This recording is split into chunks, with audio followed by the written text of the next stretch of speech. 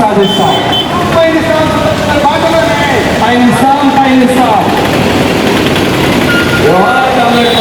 పుచ్చలపల్లి సుందరయ్య గారికి 41వ వర్ధంతి సందర్భంగా నెల్లూరులో ఘనమైనటువంటి నివాళులు అర్పించడం జరుగుతున్నది. పుచ్చలపల్లి సుందరయ్య గారు ఇక్కడ పుట్టి దేశ నాయకులుగా ఎదిగారు.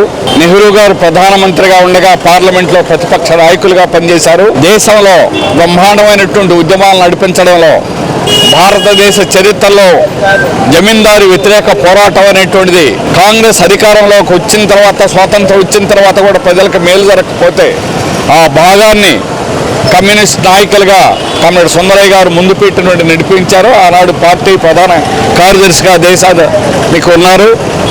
ఆ జమీందారు వ్యతిరేక పోరాటమే తర్వాత భూస్వామ్య వ్యతిరేక పోరాటాలు, కూలి పోరాటాలు, కష్టజీవుల యొక్క సమస్యలను పరిష్కరించేటువంటి కార్మిక వర్గ నాయకులుగా వారు దేశానికి సుపరిచితులు.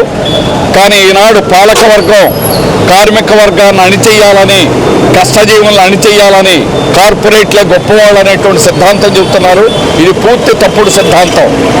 సర్వ సంపదని సృష్టించేది శ్రామిక వర్గం, రైతాంగం, పంటలు పండిస్తారు, వ్యవసాయ కార్మికులు. అలాగే కార్మిక వర్గం దేశ సంపద అన్ని ఉత్పత్తులు కూడా చేయగలిగినటువంటిది కార్మిక వర్గమే. కానీ దాన్ని తొక్కిపెట్టి కార్పొరేట్ల వల్లనే ఈరోజు దేశం అభివృద్ధి అవుతుందని, అట్లాగే ఈరోజు పొదుపు చర్యలు చేపట్టాలని ప్రధానమంత్రి మేము 70లో సంక్షోభం వచ్చినప్పుడు చూసాం. ఆనాడు పంచదార కొనొద్దు అని ఇందిరాగాంధీ పిలిపించారు. ఈనాడు మోడీ గారు అనేక రకాలైనటువంటి పిలుపులు, పొదుపు చర్యలకు పిలుపులు ఇస్తున్నారు.